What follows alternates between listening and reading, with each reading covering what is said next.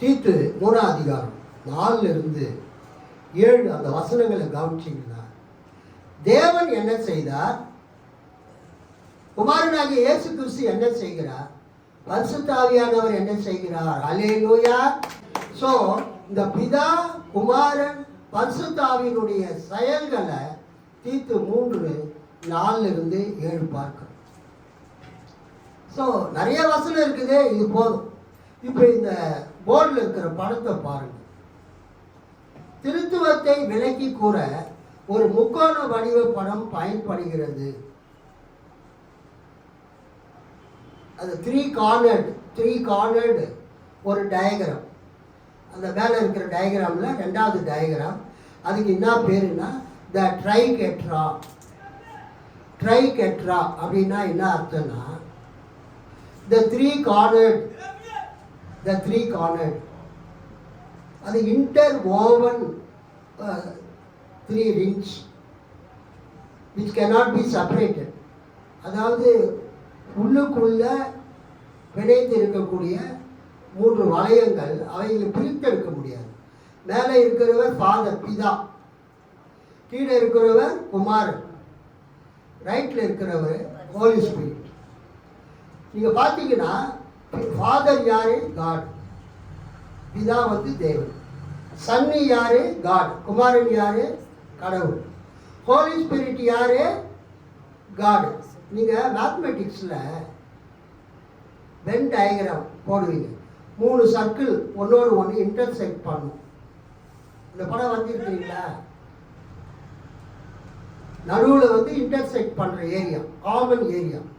அது மாதிரி இந்த பிதா குமாரன் பரிசுத்த ஆவியில் நடுவில் வந்து காடுன்னு போட்டிருக்குது, கடவுள்னு. அதுக்கு என்ன அர்த்தம், அந்த கடவுளோடு ஃபாதர் பிதா இருக்கிறாரு, பேர் இருக்கு. காடோட சன்னு பேர் இருக்குது, காடோட ஹோலி ஸ்பிரிட் பேர் இருக்கு. அப்போ பிதாவும் தேவன், குமாரனும் தேவன், பரிசுத்தாவியும் தேவன். ஆனால் அவங்க என்ன பண்ண முடியாது, பிரிக்க முடியாது. அது கீழே பாருங்க, கீழே வந்து 3வது படம். Father is not the son, son is not the holy spirit, holy spirit is not the father. பிதா வந்து குமாரன் கிடையாது, குமாரன் வந்து பரிசுத்தாவி கிடையாது, பரிசுத்தாவி வந்து குமாரனுக்கு அப்பா கிடையாது, பிதா கிடையாது. ஆனால் ஃபாதர் இஸ் காட், பிதா வந்து தேவன். த சன் இஸ் காட், குமாரன் வந்து தேவன். ஹோலி ஸ்பிரிட் இஸ் காட், பரிசுத்தாவியானவர் தேவன். இந்த முக்கோண படங்கள், அந்த இன்டர்வோவன், அந்த 3 கார்னர்டு ஒன், ட்ரைகெட்ரா, இதெல்லாம் திருத்துவத்தை விளக்குவதற்காக பயன்படக்கூடிய படங்கள் ஆகும். திருத்துவத்தை விலக்கி கூற ஒரு முக்கோண வடிவ படம் பயன்படுத்தப்படுகிறது. பிதா தேவன், குமாரன் தேவன், பரிசுத்தாவி தேவன். ஆனால் பிதா குமாரன் அல்ல, குமாரன் பரிசுத்தாவி அல்ல, பரிசுத்தாவி பிதா அல்ல. திருத்துவத்தில் பிதா குமாரன் பரிசுத்தாவி ஆகிய மூவரும் நித்தியமாக ஒன்றாக ஒரே கடவுளாக இருக்கின்றனர். 3 கடவுள்கள் அல்ல, ஒரே கடவுள்தான். திருத்துவ உபதேசம் கூறுவது என்ன, கடவுள் ஒருவரே, காட் இஸ் ஒன். கடவுள் மூவராக இருக்கிறார், காட் இஸ் 3 persons. திருத்துவத்தில் உள்ள ஒவ்வொரு நபரும் முழுமையான கடவுளே. Each person in the Trinity Godhead is God. கடவுள் ஒருவரே, God is one. கடவுள் மூவராக இருக்கிறார், God is in 3 persons. இந்த மூவரும், திருத்துவத்தில் உள்ள ஒவ்வொரு நபரும் முழுமையான கடவுளே. In Trinity, God is 3 persons. Each person is fully God. There is one God. Alleluia. Alleluia. கடவுள் வந்து பிதாவாக, குமாரனாக, பரிசுத்தாவியாக இருக்கிறார். அவர்கள் திருத்துவத்திலே மூவரும் தனித்தனியாக இருந்தாலும் மூவரும் ஒன்றாகவே இருக்கிறார்கள். அல்லேலூயா. இதை சிஸ்டமேட்டிக் தியாலஜி என்ற புத்தகத்தில் வெயின் குரூடம் என்பவர் அவர் குறிப்பிடுகிறார். அல்லேலூயா சொல்லாமா? In Trinity, God is 3 persons. Each person is fully God. There is one God. ரெண்டாவது அந்த அந்த அந்த படம், அந்த அந்த சாட்டில் ரெண்டாவது படம், பெரிய படம். ஒரு அறையில் 3 பேர் உட்காந்துட்டு இருக்கிறாங்க.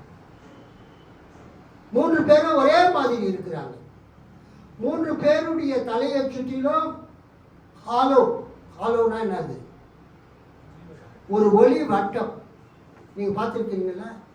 இந்த பழைய ஏசாமி படம், அந்த பழைய காலத்து ஆர்ட் படத்தெலாம் பார்த்தீங்கன்னா இயேசுவனுடைய தலையை சுற்றிலும் என்ன இருக்கும்? ஒரு ஒளி வட்டம் இருக்கும். அதுக்கு இங்கிலீஷில் ஹாலோன்னு சொல்லுவாங்க.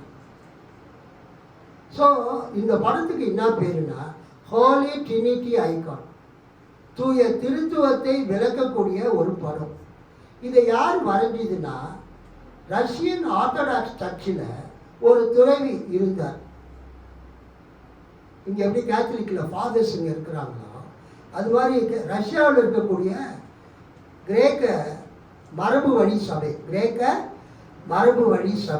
கிரீக் ஆர்த்தடாக்ஸ் சர்ச்சில் ஆண்ட்ரே ருப்லேவ்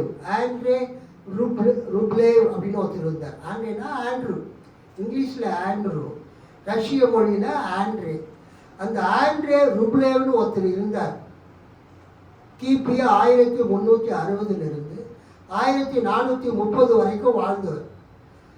ரோமன் கேத்தலிக் சர்ச்சில் சிலைகளை நீங்கள் பார்க்கலாம். இயேசு சிலையில் தொங்குற மாதிரி, அங்கே மாதா சிலை, அந்த அந்தோனியார் சிலை, அது மாதிரி சிலையெல்லாம் ரோமன் கேத்தலிக் சர்ச்சில் நீங்கள் பார்க்கலாம். ஆனால் நீங்கள் ரஷ்யன் இந்த ஆர்த்தடாக்ஸ் சர்ச்சு கிரேக்க மரபு வழி சபைக்கு நீங்கள் போனீங்கன்னா, ஈவன் மெட்ராஸில் முகப்பேரில் இருக்குது, அந்த ட்ரிபிளம் ஹாஸ்பிட்டலுக்கு பின்னால் கூட ஒரு சிரியன் ஆர்த்தடாக்ஸ் சர்ச் இருக்குது. பட்டவாக்கத்தில் கச்சனாகுப்பம் என்ற இடத்துல அங்கே ஒரு ஆர்த்தடாக்ஸ் சர்ச்சு இருக்குது. மெட்ராஸில் பல இடங்களில் ஆர்த்தடாக்ஸ் சர்ச் இருக்குது, கிரேக்க மரபு வழி சபை. கேரளா ஃபுல்லாக அங்கே கிரேக்க மரபு வழி சபைகள் அதிகம்.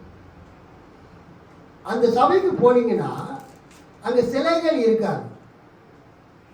என்ன இருக்குன்னா இது மாதிரி படங்கள் தான் வரைஞ்சி வச்சுருப்பாங்க. அல்லேலூயா சொல்லுங்க. நான் ஃபஸ்ட்டு ஒரு அந்த கோயம்பேடு பக்கம் போகும்போது ஒரு வீட்டில் ஜாப் பண்ணிகிட்டு இருந்தாங்க. அப்போ ஜாப் பண்ணிகிட்டு இருக்கும்போது நான் பார்க்குறேன், ஒரு பெரிய ஃபோட்டோ வச்சுருக்குறாங்க.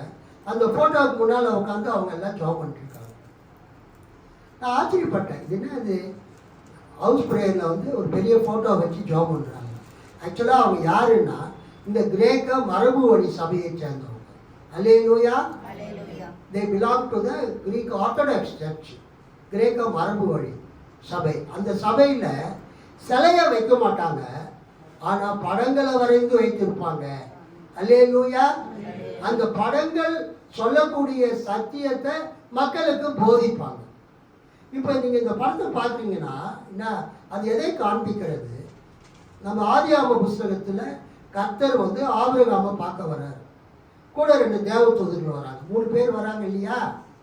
அதுக்கு ஒரு அடையாளமாக 3 பேர் இங்கே உட்காந்துட்டு இருக்கிறாங்க.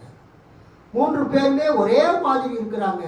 அவங்க உருவத்தில், முகத்தில், அவங்க பாடி குண்டாவோ ஒல்லியாவோ இல்லை. 3 பேருமே ஒரே மாதிரி இருக்கிறாங்க.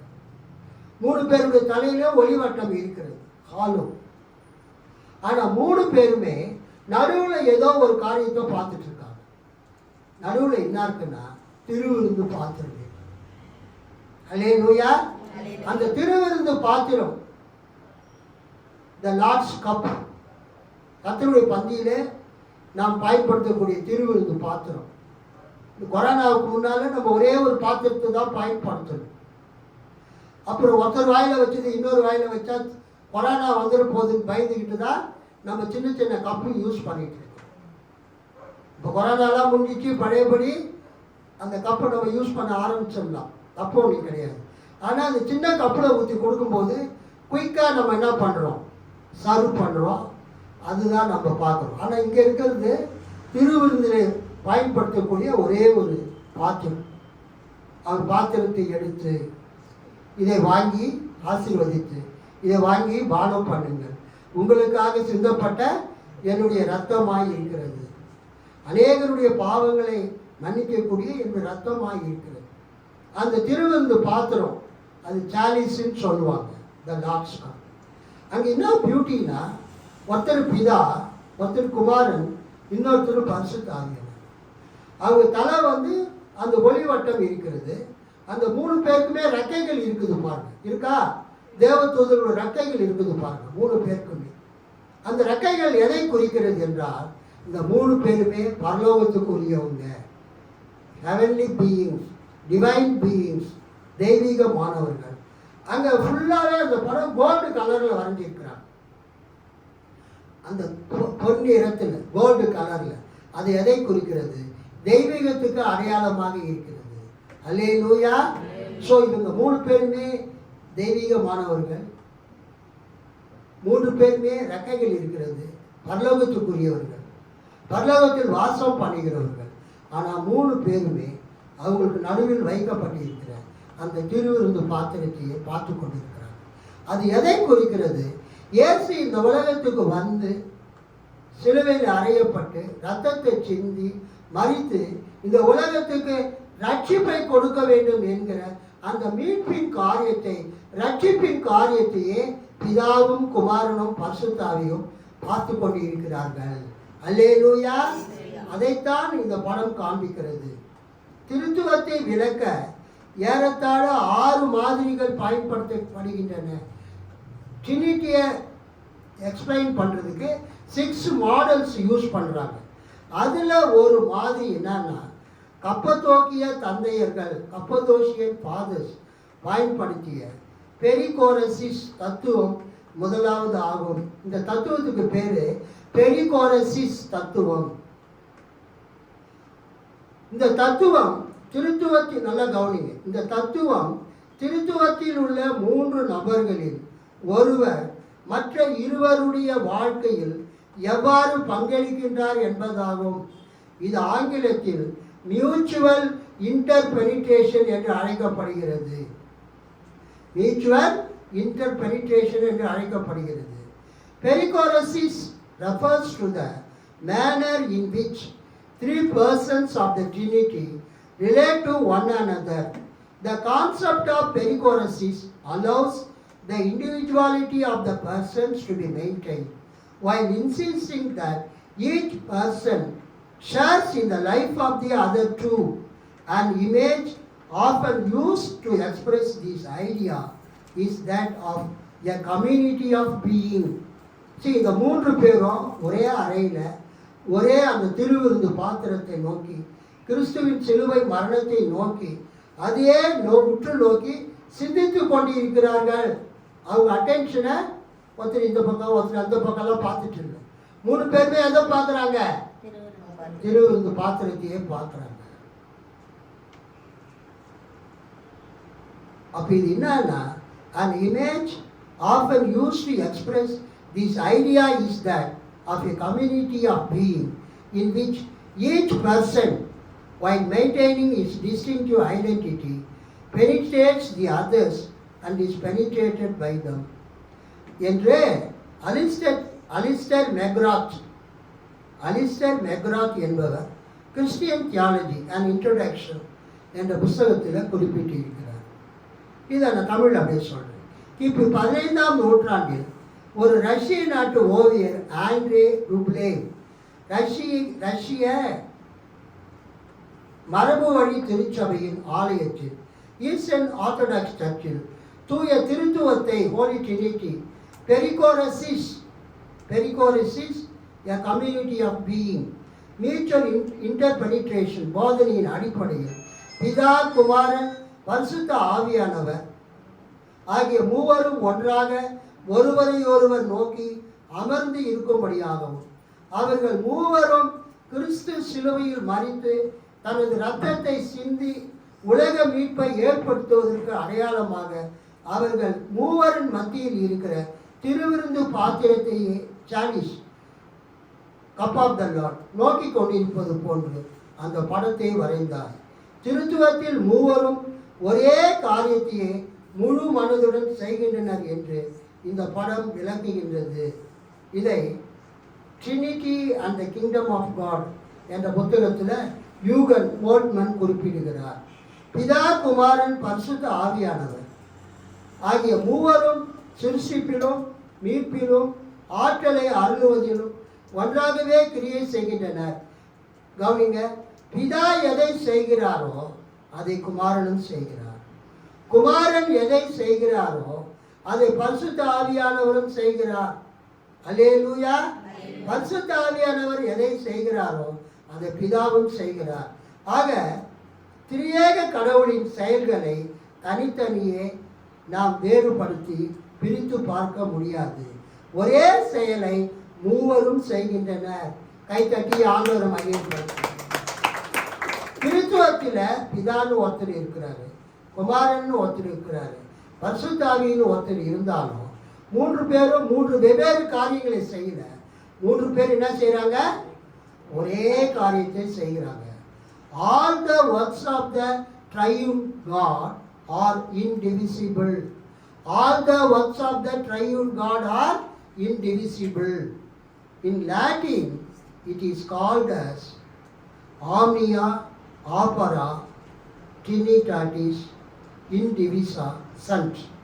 In Latin, all the works of the triune God are indivisible என்பது லத்தீன்ல omnia opera trinitatis indivisa sunt என்று அழைக்கப்படுகிறது. இதை ரினியூவல் தியாலஜி என்ற புஸ்தகத்தில் ஜே ராட்மன் வில்லியம்ஸ் குறிப்பிடுகிறார். அல்லேலூயா சொல்லாமா?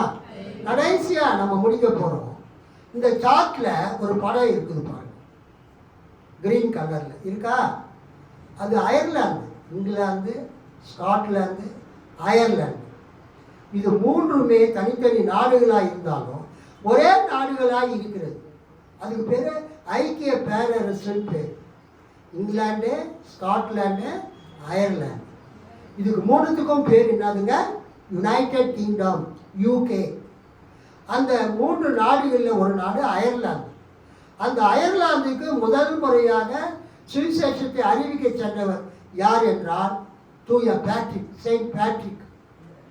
அயர்லாந்து தேசத்திற்கு செயின்ட் பேட்ரிக் கிறிஸ்துவின் நற்செய்தியை அறிவிக்க சென்ற போது அம்மக்கள் இயற்கையை கடவுளாக வழிபட்டதை கண்டு அவர்கள் சுலபமாக திருத்துவத்தை புரிந்து கொள்ள அவர்கள் நாட்டில் அதிகமாக காணப்பட்ட ஷாம்ராக் இலையை அதன் காம்புடன் பயன்படுத்தி போதித்தார். நம்ம நாட்டில் கிராமங்களுக்கெல்லாம் போனீங்கன்னா குப்பைமேனி செடி இருக்கும். குப்பைமேனி பார்க்காதவங்க கை தூக்குங்க, பார்த்தவங்க கை தூக்குங்க. குப்பைமேனி என்பது கிராமத்தில் சாதாரணமாக நம்ம நடைபாதைக்கு ரெண்டு பக்கத்துலேயும் குப்பை மேட்டில் தான் என்ன பண்ணியிருக்கோம்? மலைஞ்சி இருக்கும். குப்பை மேனி கையில் காலில் ஏதாவது வெட்டுக்காயம் ஏற்பட்டால் அந்த குப்பை மேனி இலையை பறித்து அதை கசக்கி சாறு எடுத்து கொஞ்சம் சுண்ணாம்பு போட்டு அந்த வெட்டுப்பாட்டு எடுத்து தடவுனா சுகமாகிடும். அந்த காலத்தில் குப்பை மேனி ஒரு நல்ல மருந்தாக பயன்படுத்தப்பட்டது. குப்பை மேனி செடி நம்ம நாட்டில் எப்படி குப்பை மேனி இருக்குதோ அது மாதிரி அயர்லாந்தில் ஷாம்ராக்குன்னு ஒரு இலை, ஒரு செடி. அந்த செடியின் சிறப்பு என்னன்னா அது காம்பில் 3 இலைகள், சிற்றிலைகள் ஒட்டி கொண்டிருக்கும். ஒரே காம்பில் எத்தனை இலை இருக்கும்? 3 இலைகள் இருக்கும். அப்போ இவர் என்ன போதிச்சாருன்னா செயின்ட் பேட்ரிக் திருத்துவத்தை புரிந்து கொள்வதற்கு ஷாம்ராக் இலையை அதன் காம்புடன் பயன்படுத்தி போதித்தார். ஒரு ஷாம்ராக் இலையில் 3 இலைப்பகுதிகள் அந்த காம்புடன் இருப்பதை காண்பித்து பிதா, குமாரன், பரிசுத்த ஆவி ஆகிய மூவரும் தனித்தனியே இருப்பினும் பிதா தனியாக இருக்கிறாரு, குமாரன் தனியாக இருக்கிறாரு, பரிசுத்த ஆவி தனியாக இருக்கிறாரு. இந்த படத்தில் கூட கோலிட்டி நீட்டி ஐகானில் பிதா தனியாக இருக்கிறாரு, குமாரன் தனியாக இருக்கிறாரு, பரிசுத்த ஆவி தனியாக இருக்கிறாரு. ஆனால் அந்த ஷாம்ராக் இலையில் எப்படி 3 சிற்றிலைகள் ஒன்றாக இணைக்கப்பட்டு இருக்கிறதோ அதே மாதிரி திருத்துவத்தில் இந்த மூவரும் ஒன்றாக இருக்கிறார்கள். அல்லேலூயா. இதை நீங்கள் லயன் என்சைக்ளோபீடியா ஆஃப் கிறிஸ்டியானிட்டி அந்த புஸ்தகத்தில் இந்த ஷாம்ராக் இலையில் உள்ள 3 சிற்றிலைகள் ஒரே காம்புடன் இருப்பதை பிதா குமாரன் பரிசுத்தாவி ஆகிய மூவரும் தனித்தனியே இருப்பினும் அவர்கள் மூவரும் 3 கடவுள்கள் அல்ல, ஒரே கடவுள் என்று கூறினார் அந்த செயின்ட் பேட்ரிக். மூவொரு கடவுள், கிறிஸ்துவ கடவுள் என்று மக்கள் சுருக்கமாக தெளிவாக அறிந்து கொள்ளலாம். இன்னைக்கு அந்த கடைசியாக முடிக்க போகிறேன். கார்ல்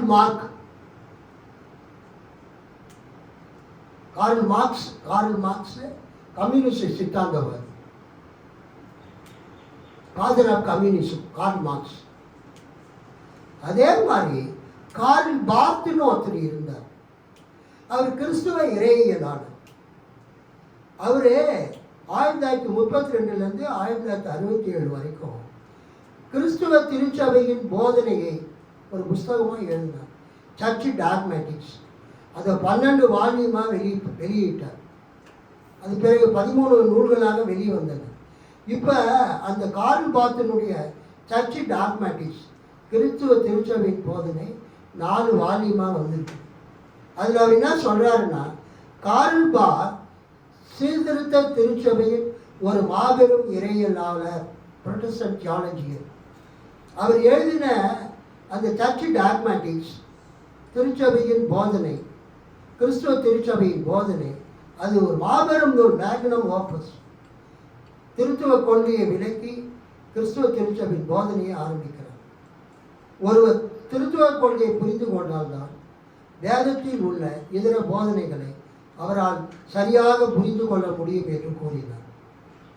இந்த கார்ல் பார்த்து என்ன சொன்னார்னா, 13 வால்யூமில் கிறிஸ்துவ திருச்சபையின் போதனை எழுதினார். அதில் முதலாவது எழுத ஆரம்பிச்சது என்னன்னா, தூய திருத்துவம். அல்லேலூயா. அவர் என்ன சொல்றாரு, யார் ஒருத்தர் இந்த ட்ரினிட்டி கொள்கையை சரியாக புரிந்து கொள்கிறாரோ அவரால் தான் கிறிஸ்துவ திருச்சபையில் இதர கொள்கைகளை புரிந்து கொள்ள முடியும். அல்லேலூயா சொல்லாமா? அதனால நீங்கள் ஹோலி ட்ரினிட்டியை, தூய திருத்துவத்தை நன்காக அறிந்து கொள்ள வேண்டும். ஹீபர் என்கிற ஒரு பிஷப் ஒரு பாட்டு எழுதினார் ஆங்கிலத்தில், holy holy Lord God almighty. அது தமிழில், தூய தூய தூயா சர்வ வல்ல நாதா தேவரீர்க்கு என்னாலும் சங்கீதம் ஏறுமே, தூய தூய தூய மூவரான ஏகா காருண்யரே தூய திரியகரே என்ற அந்த பாடலை அவர் எழுதி முடித்தார். ஸோ இந்த நாளிலே இந்த ஹோலி ட்ரினிட்டியை பற்றி, தூய திருத்துவத்தை பற்றி நமது சபையில் போதிக்க கர்த்தர் நமக்கு வாய்ப்பு கொடுத்தார். அதற்காக கர்த்தருக்கு ஸ்தோத்திரம். திருத்துவ கடவுளின் திருப்பெயரால் உங்களை வாழ்த்துகிறேன். ஆமென்.